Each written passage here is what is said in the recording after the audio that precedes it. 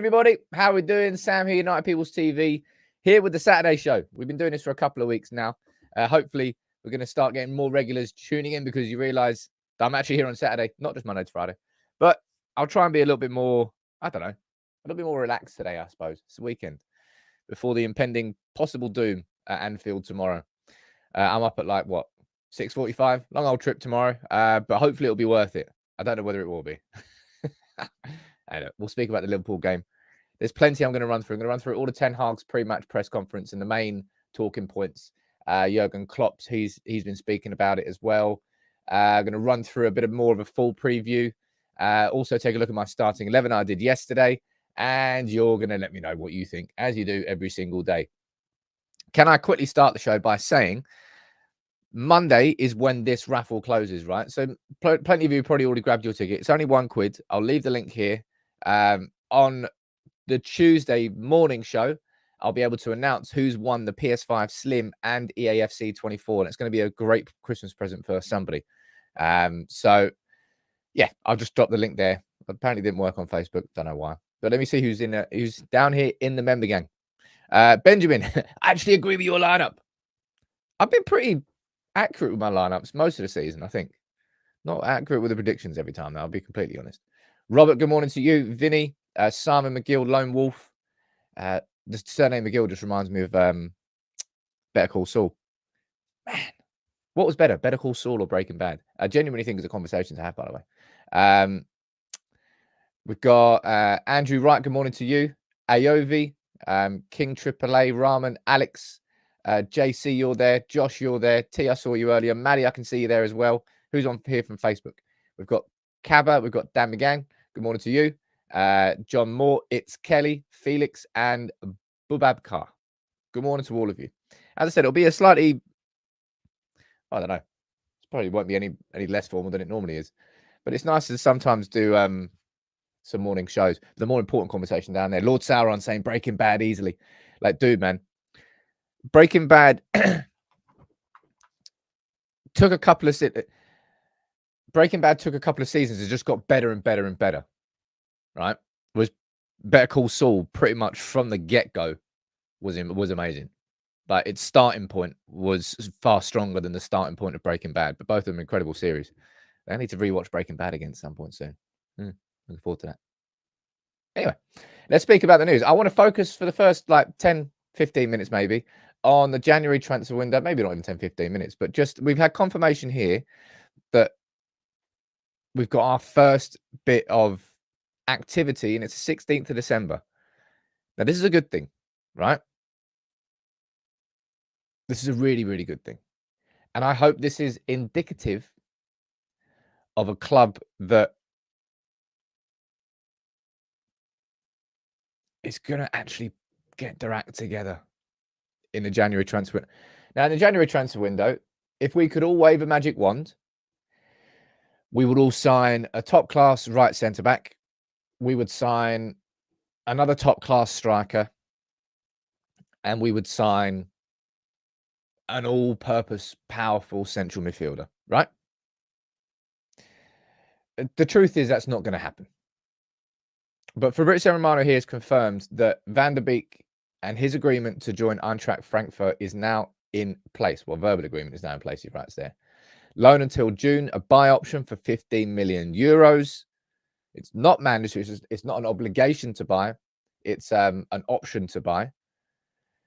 But I want to know in the comments, what's your sort of parting message or parting messages for Donny Van der Beek? Because that's, I think it's just another example of a signing. I always felt when we I think it was under Solskjaer that we signed Van der Beek. And it felt like the club taking advantage of an opportunity to sign a player. I think that was a season after Ajax got to the semis. It was an opportunity to sign a player for what looked like under his market value, if I remember correctly. When we looked at him coming in the team, we're like, well, I'm not really sure where he's going to sit. Like, potentially Van der Beek was seen as a replacement for Pogba, who ended up kind of never leaving. You know, I've already had that conversation before. I think in the same way Kagawa's route to the first team got blocked by Rooney never leaving, I think Van der Beek's route to the first team got blocked because Pogba never left at that time. But also at the same time, Van der Beek was never, I don't know, he never lit it up, man. I know, like, or if you're here in the comments, like, pour some out for all. He never lit it up in a United shirt. All right, let's just be truthful. Let's just be frank about it. There were occasions, there were moments, but rarities really with Van der Beek, and injuries really did blight his progress as well. And then finally, when the injury that sort of ended it for him was that injury against, was it Bournemouth? You know, that horrible one where his knee bent backwards. It looked like it should have been 10 times worse. That was when he finally looked like he was getting a little bit of form. Actually had put a decent couple of performances together, and then he got that injury. And ever since then, it was sort of like curtains for him. Let me see what you're saying about him down here in the comments. There are parallels between Kagawa and Van der Beek. I really think there are. Top Death Angel is saying, Sam, we just seemed to buy Van der Beek to make a signing. As I said, I think it felt like the club made that decision as a business rather than a football team, rather than Van der Beek being the, and this is exactly how we've operated, so maybe just the disconnected thinking between signings and the purpose of signings. Van der Beek was signed because I think we paid like 40 mil for him, and it was in a market where players were going for, I don't know, north of 60, 70. United, Woodward probably thought, well, it's a win-win situation. He either is a great signing for us, or we'll be able to sell him on for more than we bought him for. Why wouldn't you sign him? And we took the punt, and it never worked. It was just disconnected thinking, I think, signing him. Sean, good morning to you, dude. That's a Saturday morning legend. Gifting 5 memberships. All aboard. I apologise I'm not doing the arms this weekend. Kind of feel like I'd rather be in the arms than Anfield. Oh man, I'll speak about the game. I'll speak about the game in a bit. I really will. Harry, you sent the super chat, dude. Thank you very much, man. What are you saying? Serious question: Liverpool versus United. Ten Hag knows game is against our odds. So would you let would you let the youth run manic on Sunday? No, I wouldn't. I think somebody else said that earlier. Just no, sod that. United just throw the kids into Anfield. Like, throw them into the Lions den. Oh, man, you talk about things that are going to block the progress of a youth team player. Wow, a bit of that. What are you saying down here in the comments? Paul, you're saying it'll be good for him. Hopefully he can get his career back on track. And look, mate, Eintracht Frankfurt, that's a good move for Donny. And can anybody predict what's going to happen in around February, March time? If Van der Beek, I don't know, goes on a little run of form, scores a couple of goals for Eintracht Frankfurt, and the revisionism will be immediate. Oh, United, I can't believe that. How on earth did Man United let Van der Beek go? Wow. Piss off. There will not and should not. I mean, there will be, but there should not be any sort of revisionism on Van der Beek. Him leaving in January is absolutely the right thing, and also needs to be the start. And that's what I wanted to have a little conversation about here this morning. I've already mentioned this before, and I'm going to cover this in more of an in-depth video towards the end of the year, maybe as my sort of preview for January. January is not about big signings for our club, unfortunately. The reality is our club does not have the financial capability right now. There's a reason why we didn't go after Declan Rice in the summer. There's a reason why we didn't go after Harry Kane. And there is a reason why we cannot go after big signings in January. First of all, it's tough to get signings like that in January anyway, because players like that don't really leave their clubs halfway through the season.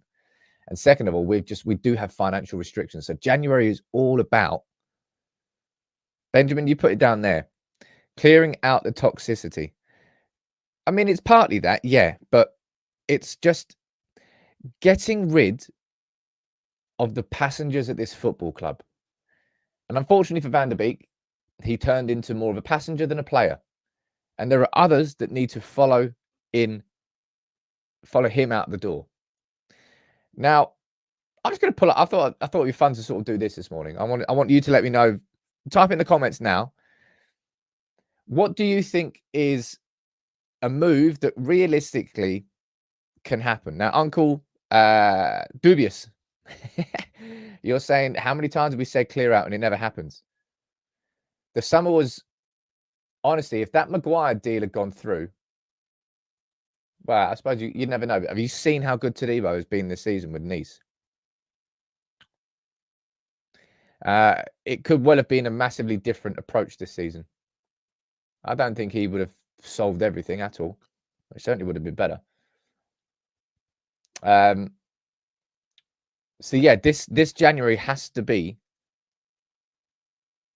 about about trimming the fat, about whittling this squad down, because we do only have one game a week from basically January until the end of the season, apart from the FA Cup. That's it. That's it. Domestic Cup and the league. That's all we've got. Someone down there saying Varane to Saudi Arabia. Now, Varane, I think this is a possible one. And I would put the Varane down as a sale to, I mean, we don't know where, right? There's an obvious one here, right, which I think will definitely happen. That's Sancho on loan, and we don't know where, right? I think that will happen. I'm hoping Martial on loan again somewhere. United are going to have to, if these two, in fact, I don't know if the details have come out yet. Let's see if there's anything about wages here. Add-ons included, buy option. They'll pay a loan fee. A loan fee will basically be them covering some of the wages. But I imagine United are going to have to pay part of it. It feels to me like these are possible, but the only way this Varane one happens is if we sign a new centre-back. I don't think Ten Hag would let Varane leave unless there was a direct replacement in January. That's just what I think. I don't know whether that's completely true or not. But I think those are realistic. Let's have a quick look through the rest of the squad and let's see if there's anybody else who stands out. You need 3 goalkeepers. In terms of the summer, Lindelof, question marks. Maguire, more than question marks. In fact, no, just the same about both of them, really. Reguilon won't be here anymore. Malacia, don't know what he's going to be like when he comes back. Johnny Evans is gone. Don't know if Amrabat will be here. Eriksen will be here, but I mean, he's not. Eriksen's peak as a United player is already gone, right? Van der Beek will be leaving. Casemiro, there's some people that will feel that Casemiro here as a sale to probably a Saudi club is possible, right? I don't think it is, right? I don't think it is. Not in January. I think if Man United in an ideal world, right, would be able to sign a striker in January. So Guirassy from Stuttgart is obviously going to be, well, he's the player who we're getting linked with heavily the most, because Man United, if you look at, I think Van der Beek's on around about 100 grand a week. I don't actually know, right? So I can only speculate on that. We know that Sancho's on north of 250 a week. We know that Martial's on 250 a week. And we know that Varane is on around about 300 a week. Man United will easily, simply by getting rid of those 3, be able to cover someone like Guirassy's wages and then some into a net positive, right? The wages are not going to be an issue. And hopefully there's going to be a bit more of a buffer on how much we're saving per week on wages that we can therefore spend on. See, look, Guirassy is going to be available for like 15 million, I think, because he's got a release clause in his contract. And United are going to have to be sniffing around these sorts of deals. It frustrates a club of our size has to be doing this. It's the most frustrating thing in the world, but it's the reality, right? And if Man United are smart, I guarantee you, there are some players in world football, wherever they are, it's not my job to do it, that are going to be available for a very decent price. 10, 15, 20 million that may well be able to have an impact in our squad. If we're going to sign anybody in January, we have to be very smart about it. Because we can't just go somewhere, slap 50, 60 mil on the table and then say, oh, brilliant, that player's going to change everything. We don't have the money for that. If we sign anybody that makes a difference, it's going to have to be really, really smart, which I don't, but let's be honest, I haven't got any really belief. JC, you've said it down there. Like, if United are smart, I don't have any belief in United doing that. You know, when we signed Malacia, that felt like a smart signing. His injury, of course, blighted him. And his season was up and down, but I still thought Malacia was a decent backup to Shaw last season. Alex, you're asking if Ineos happens. Terran Moffey, is that the striker from Nice? I think it is. Look, man, I'd be very surprised if Ratcliffe just bought 25% United and then turned around to Nice, who are finally, after years competing in Liga, I'd be surprised if he went back and just like ripped it all away from them. Jean-Claire Todibo will leave that club, but I don't know whether it will be mid-season. And I think we've already spoken about this before. Who would you rather, if you could only sign one person, like a centre-back or a striker in January, it was properly split in the community.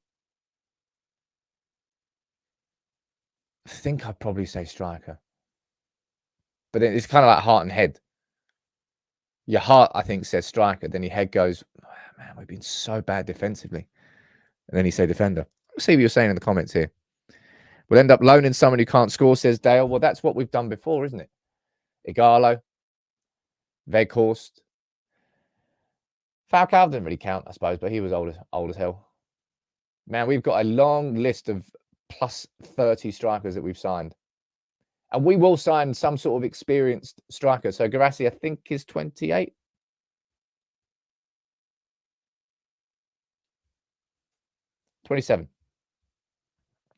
And the question marks are not question marks. The questions around him are: is he overperforming this season in Stuttgart, or has he just kind of reached a new level, which makes him an exciting prospect? Don't know. Oh man, JC, man, you ledge. Man. Can someone give me some luck for tomorrow? JC's just gifted 10 memberships. So 10 of you, welcome aboard. Saturday morning. It's nice on a Saturday morning. It does have a little slightly different vibe. Maybe we'll do a little proper Q&A at the end for 10 minutes. And why don't we do that? Yeah, we'll do that. But yeah, can someone give me some luck for tomorrow, please? You've got Simon Stone from the BBC saying, look, PSG aren't interested in Casemiro. As if PSG would be interested in Casemiro. They finally got rid of the likes of Messi and... I say got rid. But Messi's left, Neymar's left. All the sort of big names have left. And they're starting to slightly change the policy of that football club and realising that, oh, this Galactico model that we've operated for like 10 years, that's not worked, is it? Maybe that's not the right thing to do. But I don't particularly think that Casemiro is going to go anywhere near PSG. If Casemiro was to leave United, and I think he will leave United in the summer, I think he goes to Saudi Arabia. And I think the same thing applies to Varane. Just with the Varane situation here, right? That's kind of off the back of Laurie Whitwell's article where he said that his contract actually expires this summer rather than next summer. So if that is indeed the case, then Man United may well look to just try and get some money in for Varane. Because if United got... What do you think is if this was to happen, right? If Varane realistically was to leave, probably going to a Saudi club, what do you think is a realistic fee? Do you put it in the comments? I'll be interested to know what you think about that. Just hypothetical. But I don't think any of us can confidently say that come the end of January that Varane is definitely going to be a United player. I think there is a chance that he could leave. But I don't know. Let me see what you're thinking about the fees down there in the comments. Benjamin, you're feeling a bit drunk this morning. 50 to 60 mil. Although Lone Wolf, you said 50 as well. Saeed, you said 60. Onfield, you said 60. Jeez, you lot are hypey. I don't think we're going to get 60 mil for Varane. Oh no. I mean, they paid ridiculous amounts for a lot of players. So I think it's probably just in my head. I'm thinking like a logical amount. Kevin, you're saying 15. Harry, you're saying 30 to 35. George, you're saying 30. Probably 30 max. I think I'm in the camp there of, I think it's somewhere in that region. If United were to sell him. So if that's it, this is the one here, right? I think if this happens, I think there's a chance we sign a player, like a decent player, like Todibo in January. I don't think Saudi Arabia pays the sorts of fees that some of you are suggesting down there. I'd personally be surprised if we got north of, if he was to leave and we got north of 30 million. But if Manchester United were to sell Varane for 20 to 30 million, and then we get his wages off the books at around about 300 grand a week, that's another 1.2 mil per month. Then we've got January, February, March, April. That's another 5 mil on top. That's a lot. I've no idea. Lord sounds kind of a fair point. Like the value in Varane is in his name, and that's what Saudi clubs will be very, very interested in. The prestige and the legacy that the likes of Varane and Casemiro would bring to that league. It's the reason why they went so overboard in signing Ronaldo, who was way past it, but he's Ronaldo, and he comes with, he brings an army with him. His supporters. So many modern fans have just followed Ronaldo around clubs. Yeah. It'll be interesting to see, Jan. My prediction would be that Varane isn't sold. But if a big Saudi bid comes in, this is what happens, right? You know, when Liverpool signed, if I remember correctly, they signed Luis Diaz in January. Big money as well. It's because I think Spurs were really sniffing around him, and Liverpool clearly had a plan to go after Luis Diaz in the summer, but the hand was kind of forced because of the Spurs' interest, and then Liverpool moved for Luis Diaz.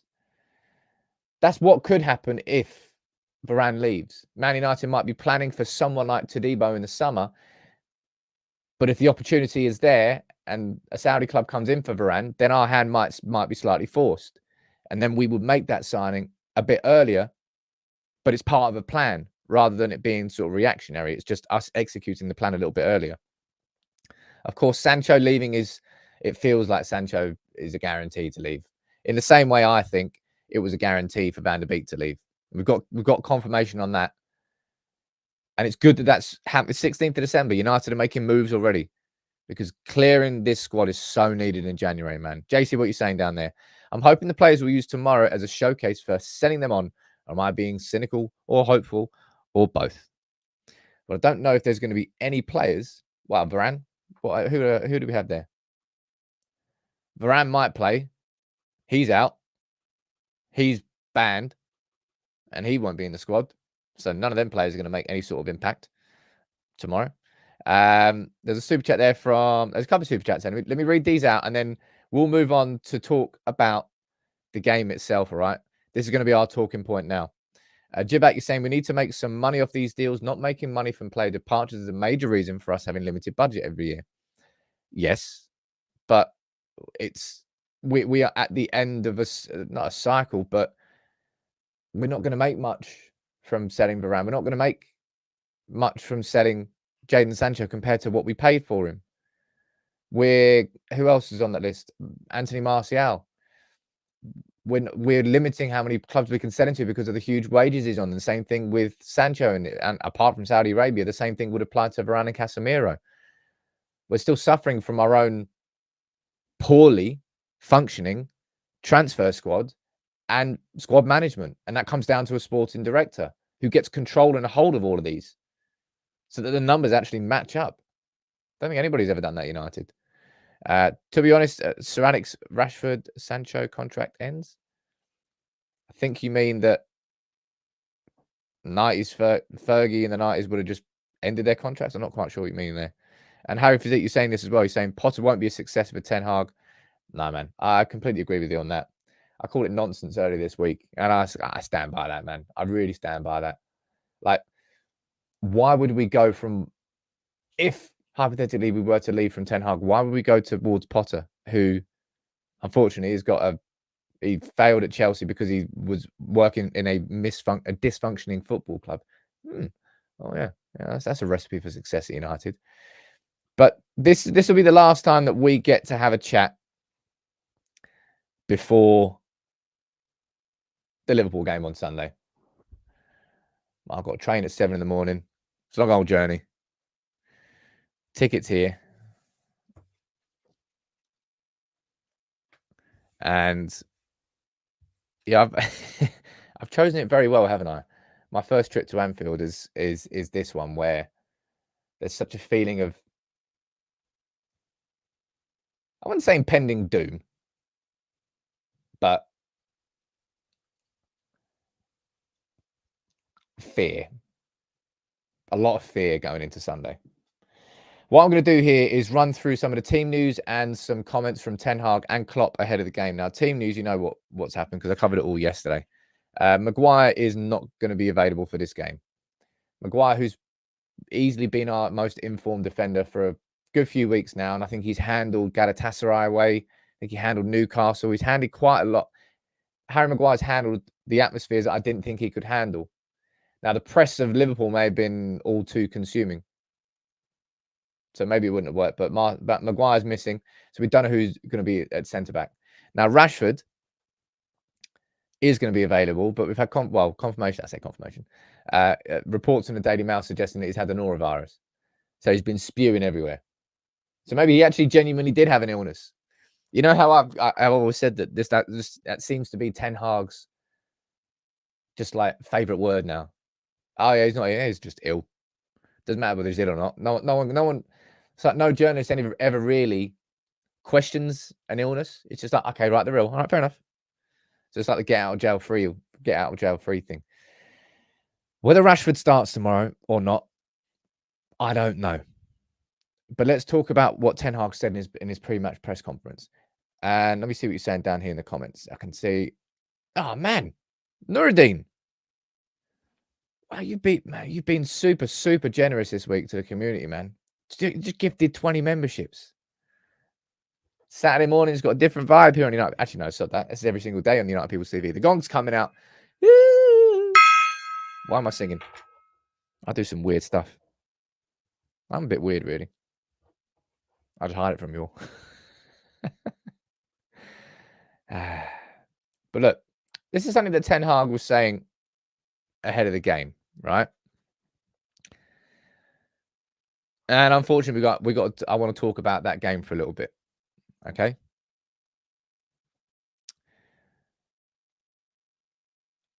The 7-0 was brutal, right?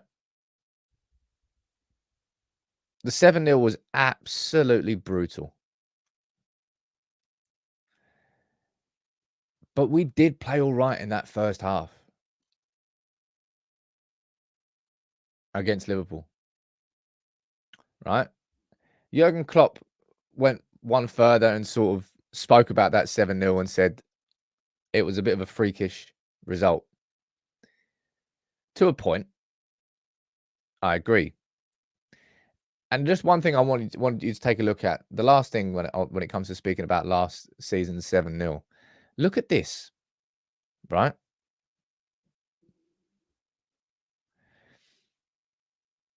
Last season, we lost 7-0 and Liverpool had an XG of 2.78. Like, really, everything they touched last year was just, everything they did just turn into a goal.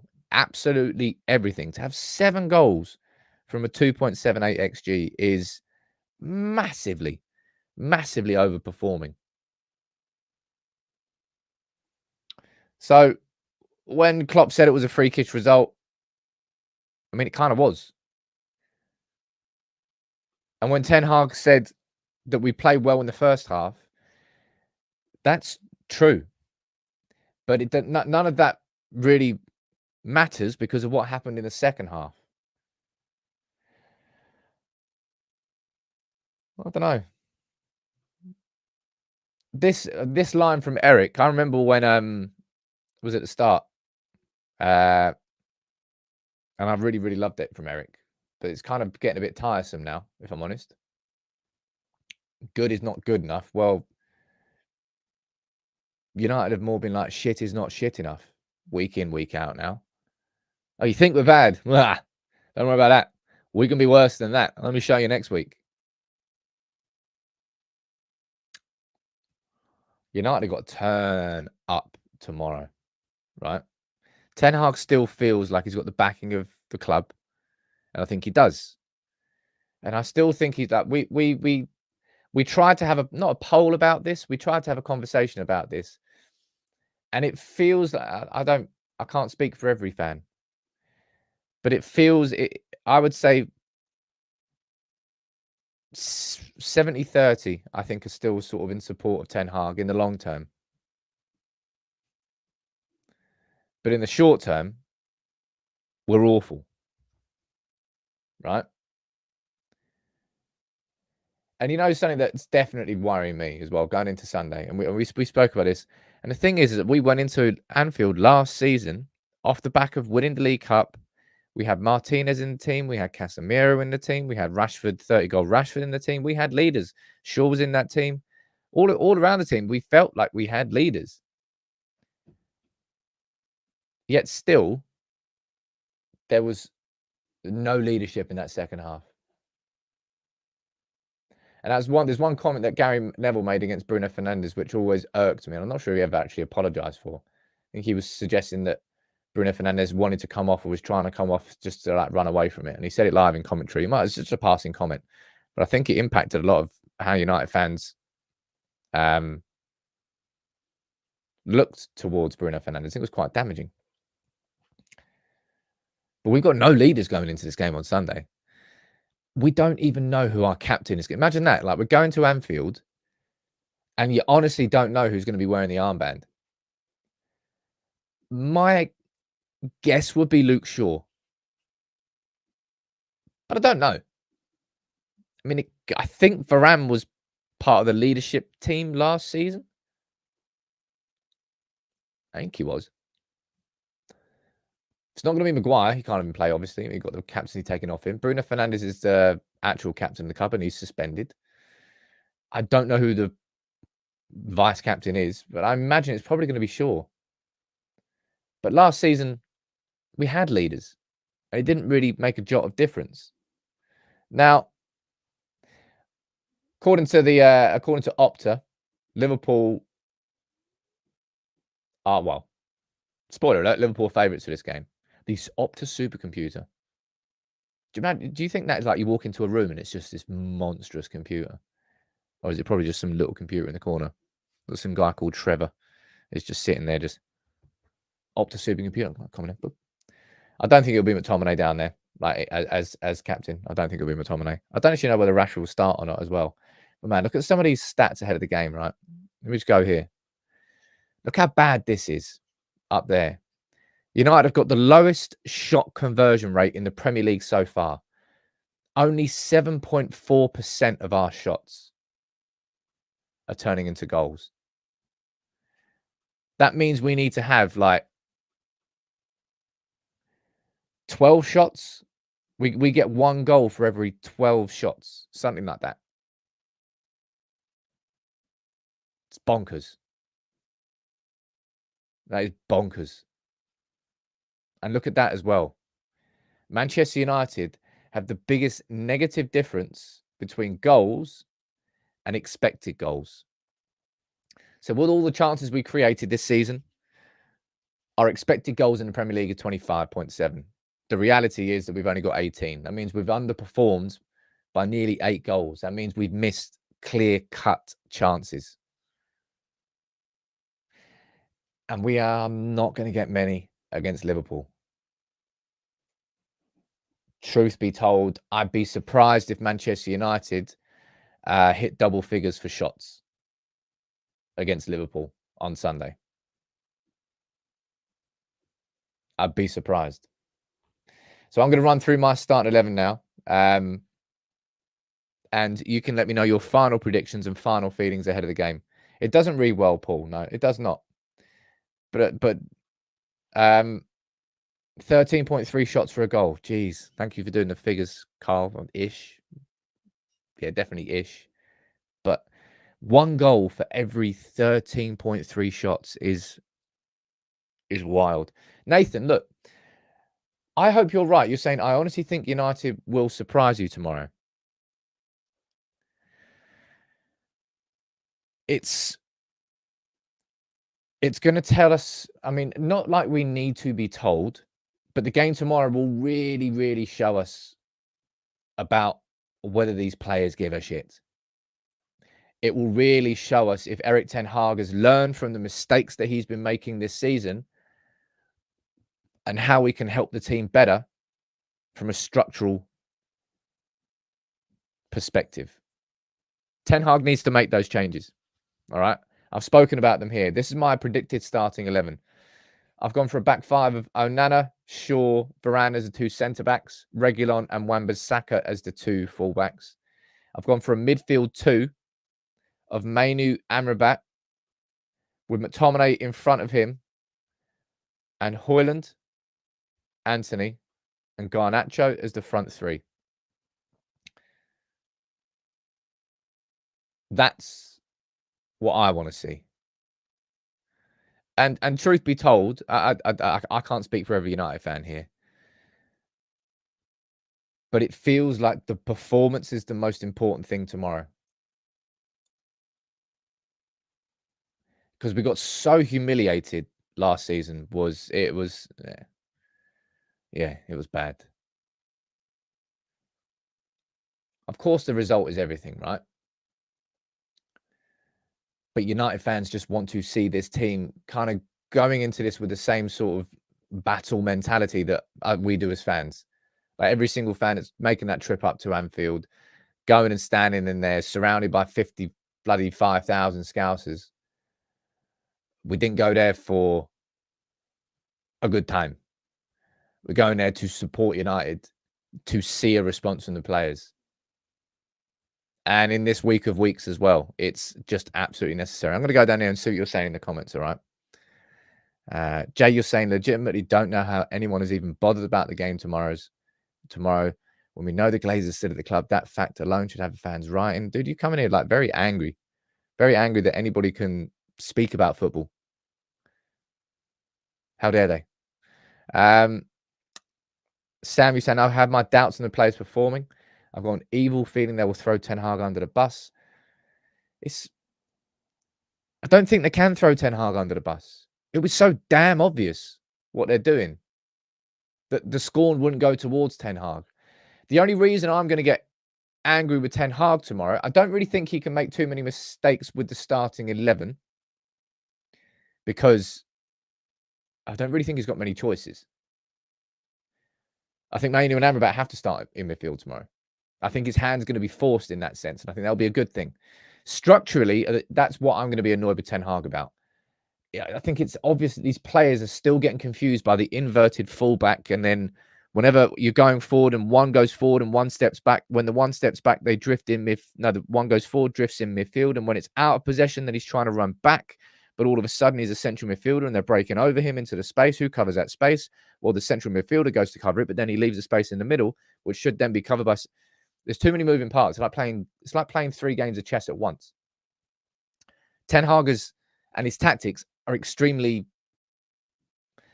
Your football IQ and your concentration level to do Ten Hag's tactics, mate, you have got to be so screwed on and so like in tune with it. And when that works, it works. But it's difficult. There's a lot of moving parts. And United, as it stands, and that's especially when we go 1 goal down. Because that's when players, because your mind is so focused and concentrated, this feels like it anyway. Your mind is so focused and concentrating on these tactics, which you've really got to think about, both in and out of possession, it changes. and then you just conceded a goal, and then your mind slips off it, and now you're not thinking about it properly, and now all of a sudden you conceded a second. Yeah, Sam, I'm definitely going to Anfield. It's the first time I've been successful in the ballot in like 6-7 years. Like, it's so hard to get this ticket. And even if I'm going to that stadium on... Look, if imagine this, right? If I got this ticket last season, I would have been going to Anfield, not full of beans, but I would have been like, come on then. It's possible. And then I would have watched the 7-0. So I'm going here on Sunday, fearful of a pumping, and just hopeful that this United team really, really surprises me. And that's all we have. That's all I can do. All I can do is hope as a football fan. Right? That is part of being a football fan. Man, Nuruddin, you are a gent. Gifted another 5 memberships. Tony saying, is Nuruddin actually Sir Jim? Ineos's takeover of United collapses because Jim's been gifting United People's TV members. That'd be a bad way to go, wouldn't it? That'd be a bad way to go. And you sent a super chat, dude, as well. What did you say? I'm sure we'll see something at Anfield, but not sure it's enough to flip our horrible form and structure. Erik, man. Erik, it's on you, right? It's on you to fix this structure. And this is something that he can fix for this game, all right? And I spoke about it in my preview. 2 simple things that he needs. 3 simple things that I think if he does, we will look so much better against Liverpool than we have against the likes of City and Arsenal and Spurs this year. Actually, Arsenal was all right, but Spurs this year as well. Actually, Spurs in the first half was good. Stop with the inverted fullbacks, like one go forward, one stay back, drift into the back 3. Simplify that. Hold 2 midfielders, Amrabat and Mainu, 2 midfielders, and drop the front press. Don't get Garnacho, Antony, and Højlund chasing Liverpool around their own 18-yard box. It's a waste of energy. Drop to a mid-press. Let Antony, Garnacho, and Højlund press when we get around this area, right? This is where I want Manchester United to be pressing Liverpool. About there, right? That's where we should be exerting the press, because if we try this, right, and if we try and win the ball back in that area there, that's where it's most physically taxing, because you have to cover so much ground as an individual. Like, Højlund will run himself into the ground, and I've no doubt that he would. I just do not think that's the smart play. I want to see Man United operating in this mid-press, because look how many more players you can get inside this area, by the way. See how much easier it will be to press when you have that many bodies. The amount of ground you have to cover individually is far smaller than it is going up. Now, the rewards aren't as great because you're then winning the ball in quite a congested area. That's the point of the front press. It's better returns, and the risk is worth the reward when you can do it. But not against Liverpool at Anfield, all right? Play the game. Play the game. Sigmund, you just gifted 2 memberships as well. How you doing, man? I haven't seen you in a while. What done? Gee. Fire in your questions, all right? Or just a little 5-minute chat here about the Liverpool game, and then I'll scoot off. Thomas, you're saying Højlund needs some runners. We need Antony and Garnacho to lift their heads up. Where's Højlund running? What's Højlund doing? Because McTominay, spoiler alert, he is not going to be giving any real... I'd love it if he does this, and then I'll come back to this guy and told you so. McTominay will not be really looking for any through balls to Højlund, all right? Chances for Højlund are going to come through Man United getting width. Man United getting into these positions. And Højlund and McTominay both running and sort of being on the edge of the box there, right? That's where we're going to get chances for them. Man, look how much space that leaves when you do that. Jeez. Oh, man. You can't help but be fearful about Sunday. You can't. Orky is saying, I have a strange feeling that Rashford will play. I think Garnacho will start, but I don't quite know. He's been our only real attacking threat for the last, I don't know how many weeks now. So I would be surprised if he drops him.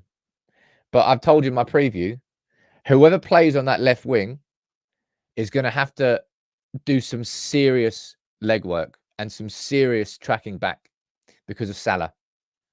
You know, he scored more goals against United for Liverpool than any opponent. Could you imagine that? Like, United had a player. Was Rooney our top scorer in games against Liverpool? I think he was. Imagine, we had this player and he would score more goals against Liverpool than any other striker. We'd be going into that game just full of confidence that that player would score against Liverpool. And that's what Liverpool are going to be doing with Salah against United. So Garnacho. Now, Rashford did it quite well in tracking back against Arsenal when we played with Saka. That was Dalot at left back and Rashford. And he double-teamed on him quite well. And then Rashford actually got the goal too. We know what happened in the second half. I think Garnacho starts, but it wouldn't surprise me. But given that he's had the norovirus this week, don't know how fit he's going to be. I imagine you'll probably see Rashford come off the bench. Oh, man, Jibak, you ledge. What way to end the show as well. Henrik, you're a big fan of the gong. Well, let's whip it out here, the gong, for Jibak. Probably shouldn't say that. Let's not say whip it out, Sam. Right, what are you saying down here? Top Death Angel, I said this in my preview too. Onana's going to have a blinder. A blinder. He does need to have a scorcher. We need Onana, and I told you in my preview, right? The ball, I think the thing that when it comes to Onana's distribution, the thing that I'm frustrated with the most this season is when he gets the ball and we're not finding like this pass enough. You know, like the 30-yard pass that kind of floats over one or two players. Like Edison pulls it off all the time. Raya does it with Arsenal too. And sometimes it's a winger dropping deeper. Sometimes it's a fullback pushing up. But it's like a little 20, 30-yard pass that goes over one or two players into a wide man that's in space. Because Onana too often has been just lumping it here, lumping it there, and it just comes back. That's the pass I would like to see him do a little bit more of against Liverpool, because I think we'll be able to find players there. Playing out from the back is going to be real interesting. Real interesting against Liverpool. And that's why those balls are... And honestly, I think United, we must be training to try and improve on this, because it's how we conceded 2 goals against Bournemouth. Remember Bruno? Bruno was down here in that position with the ball and tried to find McTominay, who was there. It was a silly ball. It was way too risky. And then it led to Bournemouth winning the ball back, cross goal. And then the second one was Luke Shaw down here, trying a little like 15, about 25-yard dink one over to Amrabat in the middle there. One back, boom, boom, boom, goal. So we're trying those. But yeah, Mark, we can't do it. That's the problem. Both of those were down to quality and execution rather than a game plan. So quality is a big thing on Sunday. Like, I can talk about structures all I want. And that's where I want Ten Hag to be better on Sundays with structures and setup. I think he can be, and he should be. But mate, these players have got to be less shit. That's what I said in my sort of 5 things that are wrong with United right now. These players just have to be better footballers. Our conversion rate is 7 point. It takes our players 13.3 shots on average to get a goal in the Premier League. I mean, come on. I know, look, you can't expect a 100% conversion rate. What is a good conversion rate? A really good striker, in my opinion. Well, probably like an elite level striker will get a goal with every like 1 in 3 shots, 1 in 3, 1 in 4. That's probably like your elite, your top level. I think that would be a fair thing. Like Harry Kane, if he has like 3 big chances, he's going to be scoring 1 of them, right? And of course, it will change per position. So that's why it's not. But you would imagine United would have somewhere in the region of like 10 to 20% shot conversion rate. That's what I would think overall as a team. Somewhere in that margin, but we're 7.3. That's got to be better. But lads and ladies, I'll see you. I don't know when I'll see you. I have no idea if I'm going to be able to do a match reaction because I'm going to Anfield after the game. You go back. Yeah, I think we've actually got to walk back past the cop to get on the bus and then get the bus straight to the train. So if I can, I'll try and do one on the train, but these trains might be rammed. And holding a phone in front of your face and doing a match reaction in that environment, I'm not particularly comfortable with it. So I don't know if I'm even going to be able to do it. I'm going to try and do one. But something that I'm definitely, Sam, something that's definitely not happening. I'm not doing it live. The signal is going to be absolutely poop. I'm taking some microphones. We'll be able to do a podcast on the way back. So we'll definitely have a podcast out in the morning. And I'll be here live on Monday morning anyway. Man, surprise me, United, please. Please surprise me. Yeah, try and spot me in the away end. I'll be wearing a big green jacket and I might wear the yellow hat that everyone hates. Why not? Try and spot the man in the yellow hat. If anybody can send me a picture, try and send me pictures if you see me. But look, much love, everybody. That's Saturday morning show done. I'm going to go and chill for a little while now before the big old trip tomorrow. Thank you to Nuruddin, to Jibak, to everybody else who gifted membership. Actually, let me just check the names. I think I can see them here who gifted. Who else? JC, you gifted as well. Sean, you gifted some at the start of the show. And Sigmund, you gifted some too. Legends, all of you. All right. Much love. Take the gong and whip it out if we score. Nah, I'll be too busy like falling head over heels if I score. That's what happens in away ends. Take it easy, everyone. Have a cracking weekend.